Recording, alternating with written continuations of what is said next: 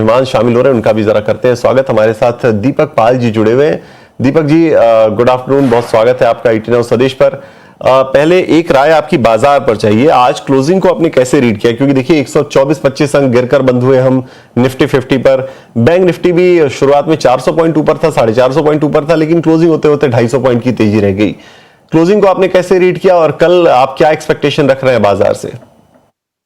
बिल्कुल sir, Nifty की बात करूं तो लगातार काफी दिनों से हम गिरावट देखते आ रहे थे। कल के सेशन में एक अच्छी तेजी आई थी, लेकिन आज जो मूवमेंट आया है वो एक अच्छा गैप अप ओपनिंग के हुआ है। लेकिन निफ्टी फ्यूचर की मैं बात करूंगा, 24,420 के आसपास की क्लोजिंग आई है निफ्टी की। और अगर इसका डेली चार्ट का देखता हूं तो मुझे लगता है ये 55-100 डैमर का स्ट्रॉन्गली सपोर्ट लेता हुआ नजर आ रहा है। वहीं निफ्टी के बजाय अगर बैंक निफ्टी का चार्ट देखे तो एक अच्छा रैली पीएसयू बैंकिंग के चक्कर में अच्छा मूवमेंट अपसाइड में देखने को मिला। तो मुझे लगता है ये जो मोमेंटम है वो कंटिन्यू रहेगा, एक अच्छी तेजी बाजार में और भी देखने को मिल सकती है। 24,200 का जो लेवल है निफ्टी फ्यूचर्स के लिए वो एक स्ट्रॉन्ग लेवल है। अगर निफ्टी 24,200 के ऊपर सस्टेन रहती है तो कहीं ना कहीं मार्केट में बाय ऑन डिप की अपॉर्चुनिटी बनी रहेगी। वहीं दूसरी जगह बात करें, अगर लगभग फाइनेंस निफ्टी में तो लगभग आधे परसेंट की बढ़त के साथ तेजी हुई है और बैंक निफ्टी में भी लगभग आधे परसेंट की तेजी नजर आई है। वहीं निफ्टी में लगभग आधे परसेंट की गिरावट के साथ क्लोजिंग आई है। इंडिया विक्स की बात करें तो लगभग 4.60% गिरावट देखने को मिली, 10.57 के आसपास क्लोज हुआ है। तो मुझे लगता है इंडिया विक्स में जब तक गिरावट बनी रहती है तो मार्केट पे कहीं ना कहीं अपसाइड के मोमेंटम बने रहेंगे। दूसरा कूल ऑफ जो हमारे पास ब्रेंट ऑयल का था, जो ब्रेंट जो गिरा है $86 के आसपास, वो एक अच्छा पॉजिटिव फैक्टर हो सकता है जहां से हमें और अपसाइड का मोमेंटम देखने को मिल सकता है।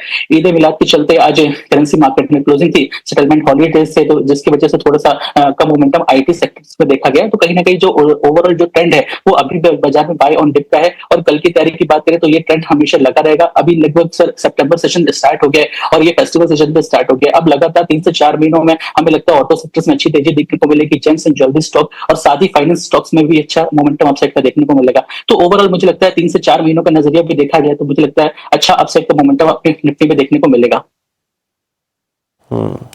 चलिए ठीक है, ये राय इंडेक्स के ऊपर हो गई। अब चलिए जरा एक काम करते हैं, हमारे जो व्यूअर्स जिन्होंने सवाल भेजे हैं उनको भी जरा शामिल करना शुरू करते हैं।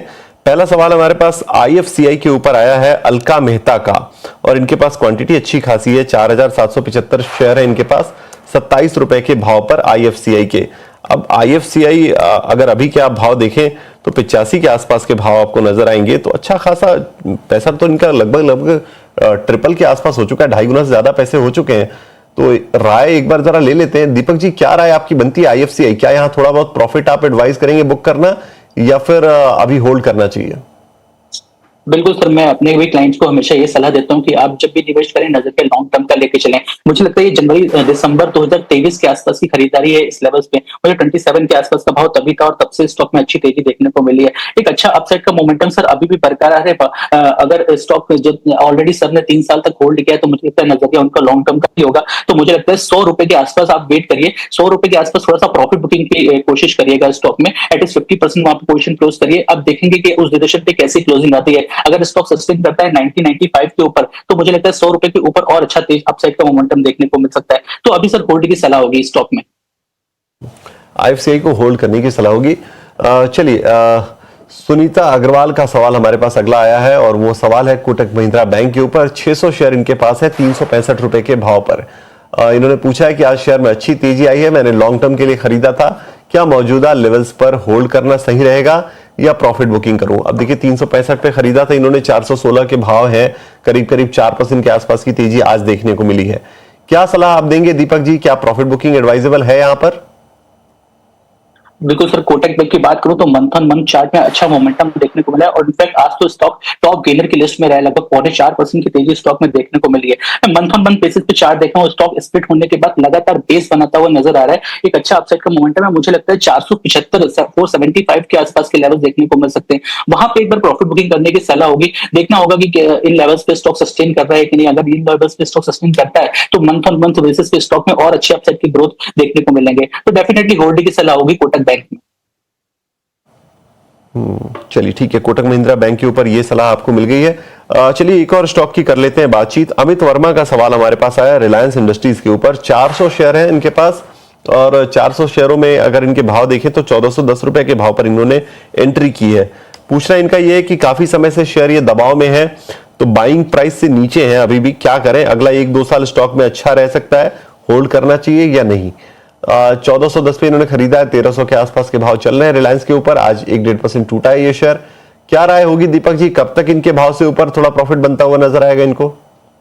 बिल्कुल सर, 1400 का स्टॉक अभी सर ने 1298 1300 रुपए के आसपास दिख लिया है। 400 का 400 शेयर की क्वांटिटी है लगभग। तो मुझे लगता है सर इनकी जो खरीदारी होगी वो जनवरी 2026 के आसपास की होगी। सर मुझे लगता है स्टॉक के फंडामेंटल्स स्ट्रांग है। जब तक जियो पॉलिटिकल न्यूज़ चल रही है, थोड़ा सा कहीं ना कहीं अनसर्टेनिटी अभी बनी हुई है बाजार में, थोड़ा सा वेट करना पड़ेगा, वेट एंड वॉच करने की सलाह दूंगा। मुझे लगता है स्टॉक में एक 1150 का एक सपोर्ट है जो कि स्ट्रॉन्ग सपोर्ट है। उस स्टॉक को, उस लेवल्स को स्टॉक ब्रेक नहीं कर रहा है। अगर थोड़ा सा नीचे आता है, मुझे लगता है 1200 के आसपास आता है, तो आपको एवरेज करने की सलाह होगी। अगर आप एवरेजिंग करते हैं तो कहीं ना कहीं से स्टॉक में फिर से कोई चाल देखने को मिलती है, तो एटलीस्ट आपकी कॉस्ट प्राइसिंग ही आ जाएगी, वहां पर एग्जिट करें। तो बाय ऑन डिप की सलाह रहेगी रिलायंस इंडस्ट्रीज में।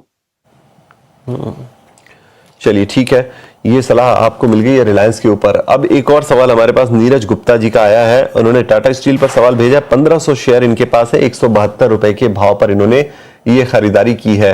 172 रुपए के भाव पर टाटा स्टील इन्होंने खरीदा है। टाटा स्टील के एक बार लेवल्स को अगर आप लेकर आए टाटा स्टील, तो 1500 शेयर अच्छी खासी क्वांटिटी तो है निश्चित तौर पर। 188 के भाव आपको नजर आएंगे अभी मौजूदा भाव। आज आधे % के आसपास की तेजी देखने को मिली है। तो 172 पे खरीदा, 188 पर है, तो प्रॉफिट तो है, बहुत ज्यादा नहीं है भले ही, लेकिन प्रॉफिट तो है। एक राय ले लेते हैं, चार्ट्स को चेक करा लेते हैं। दीपक जी जरा एक बार टाटा स्टील के चार्ट्स को चेक कीजिएगा। आज तमाम मेटल काउंटर्स में तेजी देखने को मिली और टाटा स्टील भी चढ़ा है करीब करीब 1% के आसपास। क्या राय आपकी बनती है चार्ट्स को देखते हुए? बिल्कुल सर, आज मेटल्स में तो पूरे स्पेस में लगभग तेजी देखने को मिली है। 3% चढ़ के मेटल सेक्टर्स क्लोज हुआ है। टाटा स्टील अच्छा स्टॉक है, मैं डिस्क्लेमर देना चाहूंगा, ये स्टॉक मेरे भी पोर्टफोलियो में है। मुझे लगता है सर स्टॉक में बने रहना चाहिए। 200 के ऊपर लेवल सस्टेन करता है तो और स्टॉक में अच्छी तेजी देखने को मिल सकती है। मेरा टारगेट रहेगा इसमें लगभग 6 से 8 महीने का 225 के आसपास का। वहीं स्टॉप लॉस की बात करूं तो सर इनके प्रॉफिट के स्टॉप लॉस में भी अगर देखो तो 150 के आसपास मुझे एक लेवल लगता है। अगर 150 ब्रेक करता है तो लगभग 140 के आसपास स्टॉक आ सकता है। तो कहीं ना कहीं स्टॉक में बने रहने की सलाह होगी। स्टॉप लॉस लगाना है तो 140 का स्टॉप लॉस लगाइए, अदरवाइज स्टॉक में बने रहिए। 225 तक के टारगेट्स में एक बार प्रॉफिट बुकिंग करने की सलाह होगी। चलिए ठीक है, ये राय आपको मिल गई टाटा स्टील के ऊपर। अगला सवाल हमारे पास मनीष सैनी का आया है एस्ट्रल के ऊपर। इनके पास क्वांटिटी 20 शेयरों की है, एंट्री प्राइस इनके पास 1540 के हैं। एस्ट्रल पर ये राय चाहते हैं और सवाल जो है वो उनका यही है कि एग्जिट करना चाहिए या होल्ड करना चाहिए। अब 1526 के आसपास के भाव अभी नजर आ रहे हैं। 1540 पे इन्होंने खरीदा है, जहां खरीदा है उसी आसपास लगभग कर रहा है कारोबार ये शेयर। 1-1.5% नीचे भले ही है इनके खरीद भाव से। एक राय लेते हैं एस्ट्रल। देखिए इसका 52 वीक हाई 1768 के आसपास का है और वहां से तो थोड़ा नीचे लिया है इन्होंने निश्चित तौर पे। राय ले लेते हैं, चेक करा लेते हैं चार्ट्स को। दीपक जी एस्ट्रल के चार्ट्स को चेक कीजिएगा, बताइए क्या राय आपकी बनती है। आज स्टॉक 1% टूटा है और इनका नजरिया जो है वो बहुत ज्यादा लॉन्ग टर्म का नहीं है, तो उस हिसाब से ही आप सलाह दीजिएगा इनको। अगर शॉर्ट टर्म का नजरिया है तो अभी रिसेंटली मार्च 2026 में स्टॉक ने 52 वीक हाई लगाया था और उसके बाद स्टॉक में लगातार मंथ ऑन मंथ बेसिस में प्रॉफिट बुकिंग देखने को मिली है। अब लास्ट मंथ की बात करूं तो स्टॉक ने लगभग 1312 का लो लगाया और कल की जो आज की जो क्लोजिंग है वो 1526 के आसपास है। मुझे लगता है स्टॉक में बने रहना चाहिए। एक बार जो स्टॉक में हर्डल है वो है 1500 का। अगर 1500 लेवल के ऊपर सस्टेन करता है वीक ऑन वीक तो स्टॉक में और तेजी देखने को मिल सकती है। मेरा जो टारगेट रहेगा वो मुझे लगता है लगभग 1600 के आसपास रहेगा। 1600 रुपए के आसपास एक बार आ जाए तो वहां पर एग्जिट करने की सलाह रहेगी सर शॉर्ट टर्म के लिए। चलिए ठीक है, ये राय आपको मिल गई एस्ट्रल के ऊपर। अगला सवाल हमारे पास कुशल का आया है वरुण बेवरेजेस के ऊपर। शेयर्स इनके पास 300 है, 445 के भाव पर है। अब आज देखिए कंपनी की तरफ से खबर आई कि वो एल्को बेवरेजेस की तरफ नई एंट्री के बारे में प्लान कर रहे हैं। नई एक कंपनी सब्सिडरी रजिस्टर करेंगे और उसके जरिए वो रेडी टू ड्रिंक एल्को बेवरेजेस जो है वो उस मार्केट में उतरेंगे। तो अब तक वो नॉन अल्कोहलिक बेवरेजेस के अंदर है। नए मार्केट के एंट्री में थोड़ा सा कंसर्न इन्वेस्टर्स को नजर आया कि कब तक प्रॉफिटेबल होंगे, फंडिंग कैसे होगी। निश्चित तौर पर बैलेंस शीट को लेकर थोड़ा प्रेशर जो है वो एक्सपेक्ट कर रहे हैं जितने भी इन्वेस्टर हैं और स्टॉक जो है आज इसकी वजह से टूटता हुआ नजर आया, 3.5% के आसपास गिर गया। अब जरा एक राय ले लेते हैं इसके ऊपर। 300 शेयर से इनके पास 445 के भाव पर, मौजूदा भाव 422 के हैं। क्या राय बनती है आपकी दीपक जी?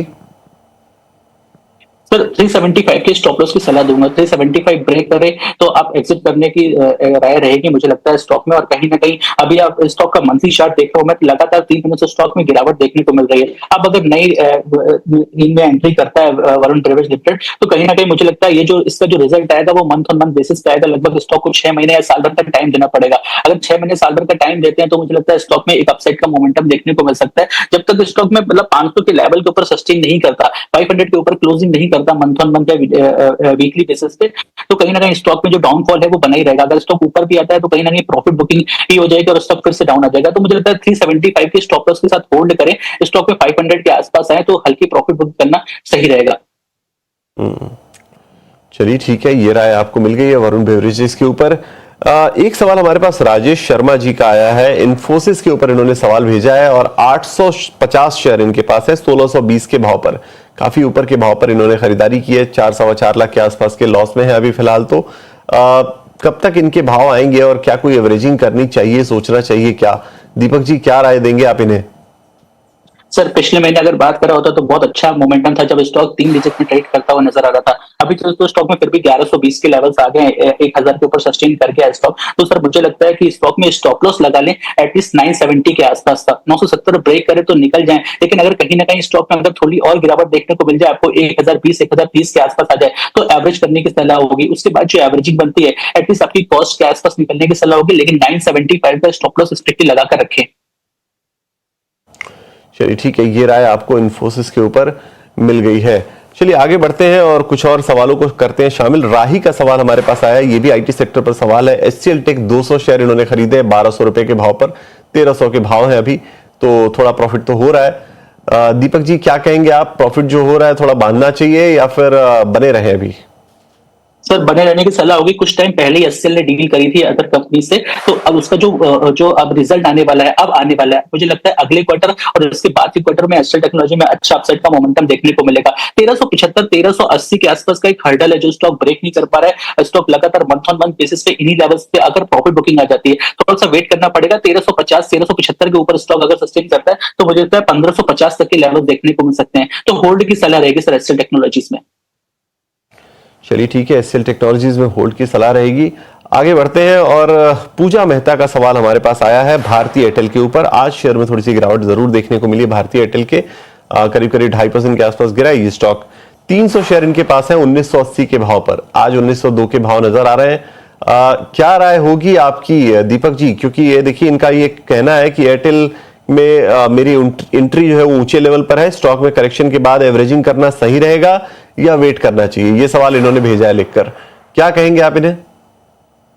सर स्टॉक पे एक सपोर्ट बनता हुआ नजर आ रहा है 1875 के आसपास का, अगर मैं चार्ट देख पा रहा हूं तो मुझे लगता है स्टॉक में कहीं ना कहीं एक बाय और डिप की अपॉर्चुनिटी बनी हुई है। कहीं ना कहीं स्टॉक नीचे आता है 1875 1870 के आसपास, उस स्टॉक में बाय करने की सलाह होगी और ऐड करने की सलाह होगी। तो कहीं ना कहीं स्टॉक में वेट करना चाहिए। और स्टॉप लॉस की बात करो तो 1740 एक 1740 जो है वो स्ट्रांगली सपोर्ट बनता हुआ नजर आ रहा है। तो कहीं ना कहीं अगर स्टॉक का लेवल ब्रेक करता है तो और गिरावट देखने को मिल सकती है। ओवरऑल कंपनी के जो फंडामेंटल्स हैं वो स्ट्रांग है, तो स्टॉक में मुझे लगता है कि और नीचे आता है तो बाय ऑन डिप की सलाह रहेगी।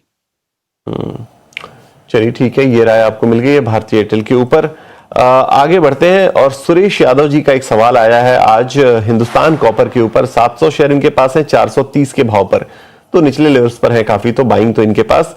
कॉपर में तेजी को देखते हुए ये हिंदुस्तान कॉपर में आगे कितना अपसाइड बचा है ये पूछ रहे हैं। मैंने लॉन्ग टर्म के लिए खरीदा है, क्या मौजूदा लेवल्स पर होल्ड करूं? देखिए ओएफएस भी आया, ओएफएस को शानदार रिस्पांस मिला। कल भरी स्टॉक जो है टूटता हुआ नजर आया था, लेकिन आज शानदार रिकवरी निचले स्तरों से देखने को मिली है। 4-4.25% ऊपर है ये स्टॉक आज के ट्रेड के क्लोज होने के बाद। दीपक जी क्या राय आपको इनको देंगे? क्योंकि 430 पे खरीदा इन्होंने तो इनके भाव से तो काफी ऊपर है, ऑलरेडी 87,000 के प्रॉफिट पे बैठे हैं। बिल्कुल सर, अच्छा है। अभी अगर लास्ट 2 दिन के चार्ट को हटा दे तो स्टॉक में प्रॉफिट बुकिंग देखने को मिली थी। तो कहीं ना कहीं स्टॉक में अभी भी अपसाइड का मोमेंटम बना हुआ है। 500 के ऊपर स्टॉक सस्टेन करता है तो और अच्छा अपसाइड का रैली देखने को मिल सकता है। स्टॉप लॉस की बात करूं तो 500 का स्टॉप लॉस लगाना चाहिए मुझे लगता है स्टॉक में। और कहीं ना कहीं अगर सस्टेन करता है स्टॉक 550 के ऊपर तो और अच्छा अपसाइड का देखने को मिल सकता है। जिस आज की क्लोजिंग है लगभग 555 के आसपास की, मुझे अगर डेली या मंथली चार्ट में देखो तो मुझे 600 के लेवल अच्छा देखने को मिलता है। तो 500 रुपए का जो स्टॉप लॉस है वो लगाने की सलाह होगी। और अगर स्टॉक और लगभग ऊपर आता रहता है तो कहीं ना कहीं स्टॉप लॉस को ट्रेल करने की करते रहे वो ज्यादा सही रहेगा। चलिए ठीक है। ये जवाब आपको हिंदुस्तान कॉपर के ऊपर मिल गया है। दीपक जी, एक और स्टॉक जो आज फोकस में काफी रहा और कुछ सवाल भी इसके ऊपर आए, निफ्टी 500 के टॉप गेनर्स की लिस्ट में रहा, ट्रेंडिंग स्टॉक रहा, एसबीएफसी फाइनेंस का 9-9.5% ये स्टॉक चला। क्या राय आपकी बनती है, अगर किसी के पास पोर्टफोलियो में है तो क्या कहना चाहिए? एसबीएफसी फाइनेंस की बात हम कर रहे हैं।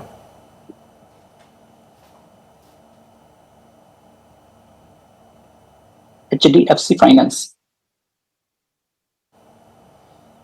जी, एसबीएफसी फाइनेंस की बात हम कर रहे हैं। SBFC SPFC। बिल्कुल, ये स्टॉक यही है। 101 रुपए 40 पैसे के भाव है। 9-9.5% की तेजी आज देखने को मिली है स्टॉक के अंदर। बिल्कुल सर, 101 रुपए के आसपास के स्टॉक की क्लोजिंग आई है।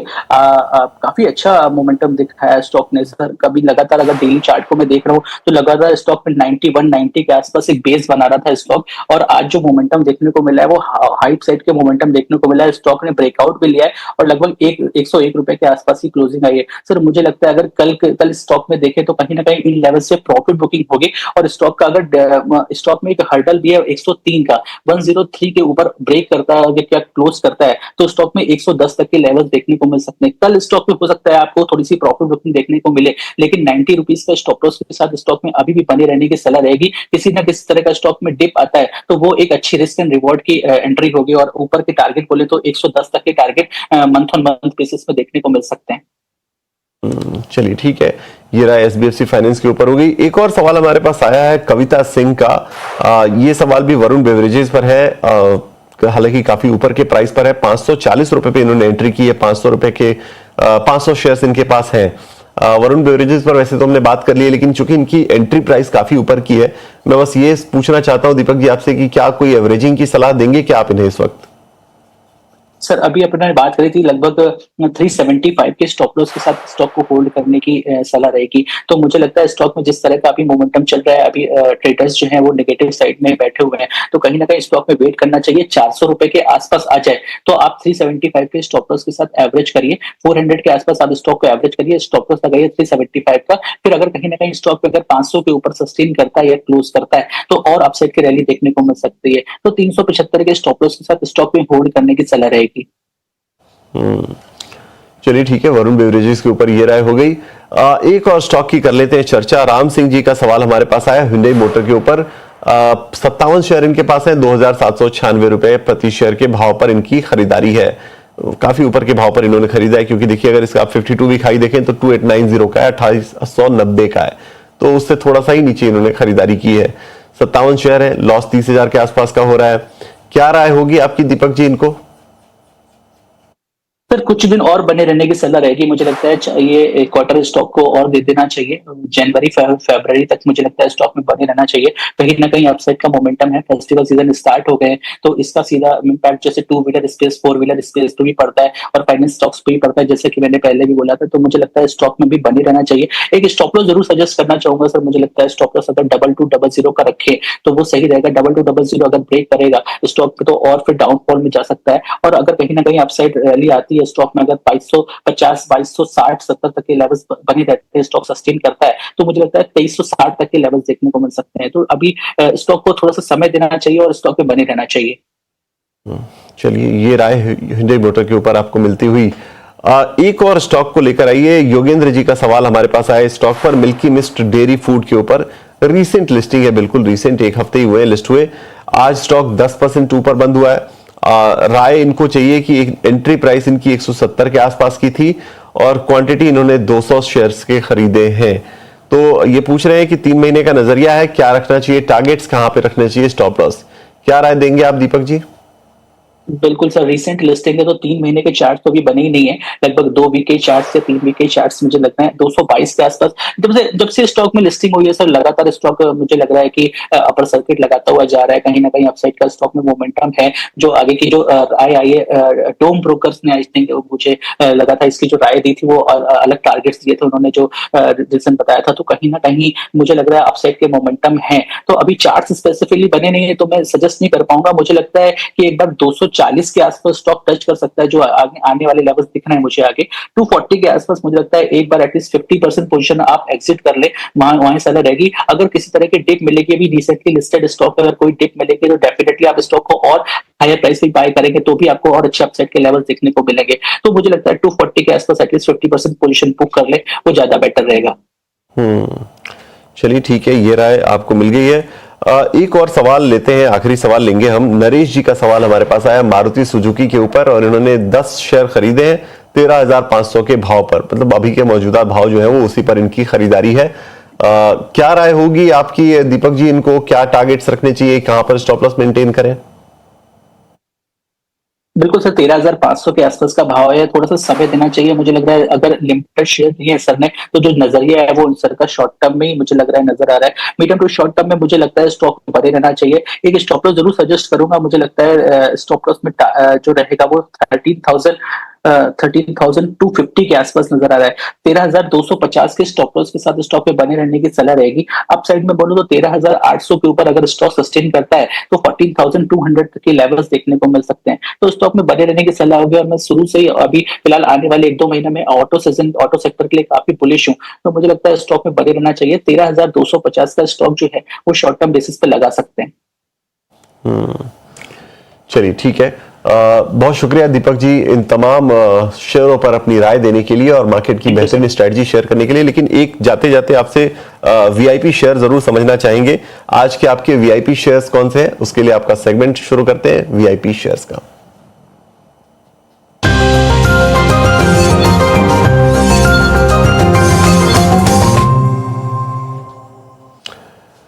तो बताइए दीपक जी, आज आपने वैल्यू इन्वेस्टमेंट पिक्स के तौर पर कौन से शेयर का चुनाव किया है? बिल्कुल सर, कोल इंडिया में खरीदारी की सलाह रहेगी। आप स्टॉक का चार्ट देख रहे हो डेली, तो एक स्टॉक एक रेंज में फंसा हुआ था। आज इस तरह का लॉन्ग बिल्डअप हुआ है, स्टॉक में 403 के आसपास की क्लोजिंग आई है। मुझे लगता है कल स्टॉक में मोमेंटम देखने को मिल सकता है। कोल इंडिया में खरीदारी की सलाह रहेगी। 390 का स्टॉप लॉस रहेगा 415 के टारगेट के साथ। वहीं दूसरा पसंद आता है मुझे अंबुजा सीमेंट। आप देखें अंबुजा सीमेंट में आज शॉर्ट कवरिंग हुई है। कल ही स्टॉक में कंफर्मेशन आ गया था, कल स्टॉक का जो मोमेंट आया था वहीं पे कंफर्मेशन आ गया था कि स्टॉक में अच्छी तेजी को मिलेगी। तो आज मुझे लगता है कल भी स्टॉक पे अच्छा मोमेंटम देखने को मिल सकता है। स्टॉक 415 के ऊपर सस्टेन किया है, 420 के आसपास क्लोजिंग आई है। 405 के स्टॉप लॉस के साथ 440 के टारगेट के लिए अंबुजा सीमेंट में खरीदारी की सलाह रहेगी। चलिए ठीक है, ये बेहतरीन स्टॉक्स आपके लिए आ चुके हैं। अंबुजा सीमेंट्स 440 के टारगेट के लिए आपको 405 के स्टॉप लॉस के साथ करनी है खरीदारी। वीआईपी शेयर के तौर पर आपके लिए ये रिकमेंडेशन 2 स्टॉक्स की आ चुकी है। कोल इंडिया 415 का टारगेट, 390 का स्टॉप लॉस। बेहतरीन स्ट्रेटजी आपके लिए शेयर हो चुकी है। चलिए अब एक काम करते हैं, आपके लिए एक और चीज इंपॉर्टेंट होगी कल की तैयारी के लिहाज से, वो होगी कल के इवेंट्स। कल कौन से इवेंट्स अहम